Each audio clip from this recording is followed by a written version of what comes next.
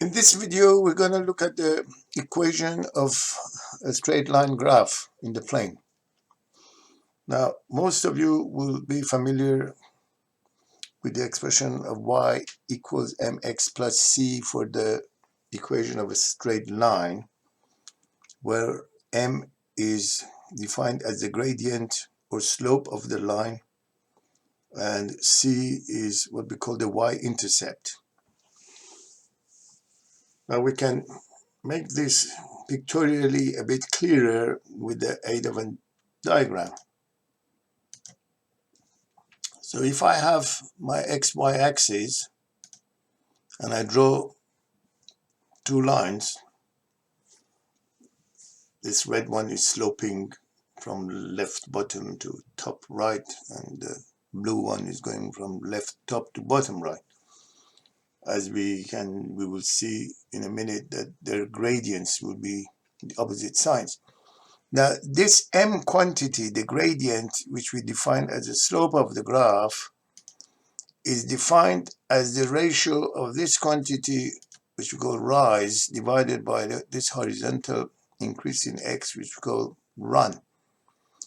Now, this rise over run, wherever it's measured for a straight line, is always a constant figure, which is defined as the gradient or the slope of the line. For those of you who are familiar with trigonometry, you will recognize this as the tangent of this angle alpha, which is the angle the line makes with the x-axis. Now, to be consistent, we say we take the run as increase in x in the positive direction, and what change we see in y. Here, for an increase in x in the positive direction, we get a positive increase in y. So rise over run will be positive for this line. For this blue line, an increase in x will result in a decrease in y. So rise over run in this case will be negative, and this line has got a negative slope. Broadly speaking, negative slope means the line is going from the top left of the page to the bottom right, and positive slope, we're going from the bottom left to the top right. The quantity c, which we refer as to the y-intercept, is this quantity here. It's where the y-axis intersects with the line. Where the line cuts the y-axis, this is what we call the y-intercept. And in this case, the c value is here. For the case of the blue line, it would be this little portion of the y-axis there. These concepts will become clearer when we do some numerical examples in a few minutes. Just to complete the presentation, sometimes the equation of a straight line is given to us in the form of ax plus by plus c is equal to 0. Obviously, these are all different constants, and this c is not that c. They're just algebraically, these are algebraic parameters. Now, to find the gradient and the y-intercept, we have to now transform this equation and rewrite it in that form, i.e. we have to make y the subject of the formula, and the way we do this is we keep the term including the term including the y to the left hand side, and we move everything to the right hand side. Minus x, ax and c move to the right, and their sign changes. And then I get, by dividing by b, we get y is equal to minus a over b, x minus c over b, i.e. the gradient here is now minus a over b, and this value is the c-intercept. Now, there are two special cases which cannot be written in the form y equals mx plus c, and those are, one is when the line is parallel to the x-axis, as shown here. This type of line, the equation of it is shown as just y equals constant, some value. Could be y equals 5 or y equals -3, etc. And a line parallel to the x-axis, as you can guess, along this line, the only value we have is that the x value is constant. The y values are different. In the next section, we're going to demonstrate all these concepts with the aid of a few numerical examples. Okay, here with the help of Desmos graphing package, we can look at some numerical examples for straight lines. Let's try y equals 2x plus 4. Now this is a straight line graph, 2x plus 4.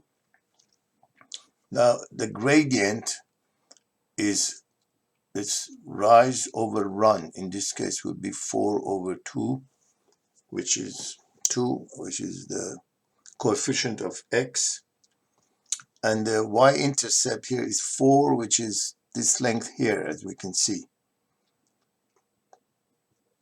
So this gradient, you must notice that wherever you calculate a rise over a run, no matter how large or small, it will always be the same.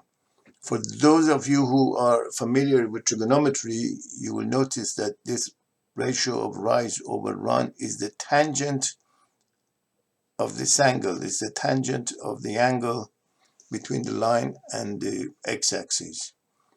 Let's look at another graph. If I say minus 3x minus 5, so this is the equation of the line y equals minus 3x minus 5. We can see that the gradient here is negative, is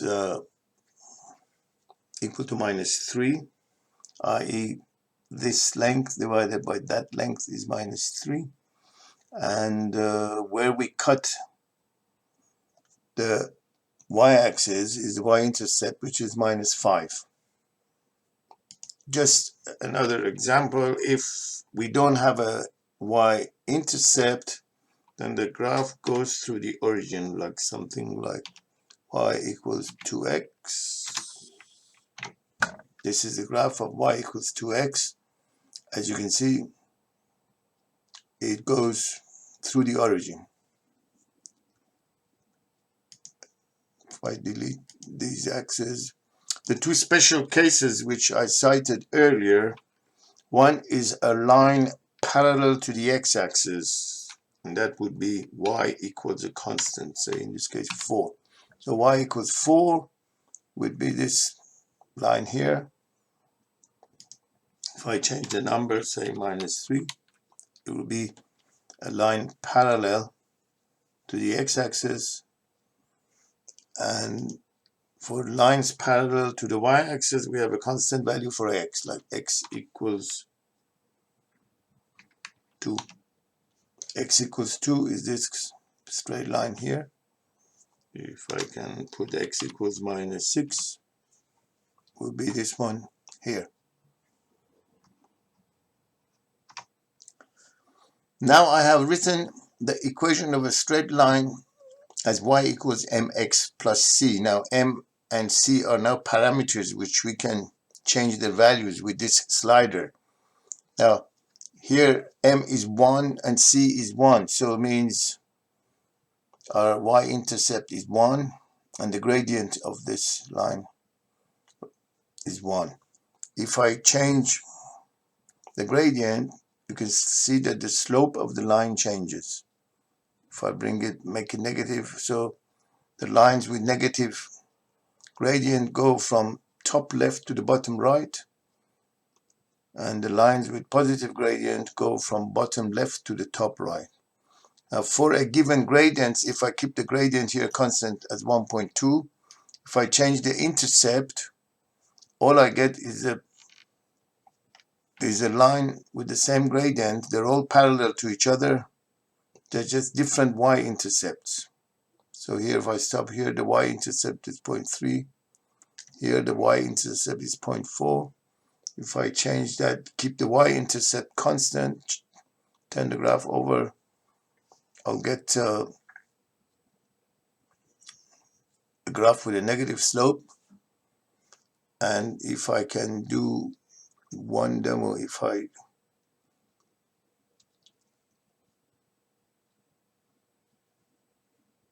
I take the m to 0, obviously I'll get a horizontal line because y is a constant value. By changing the y-intercept, only move the horizontal line up and down.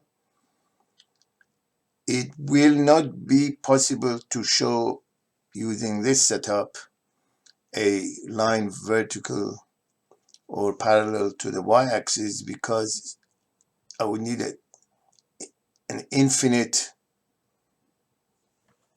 gradient, which I cannot produce because there's no such thing. So for a very large, if you see, when the gradient approaches to a large number, here we restricted the range to -10, the line gets closer and closer to the vertical. And by moving the intercept, we just draw the same line parallel to each other.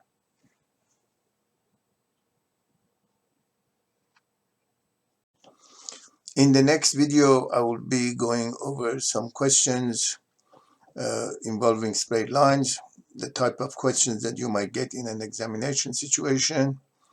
If you like this video, please click on the subscribe button, and I would welcome your comments in the comment section.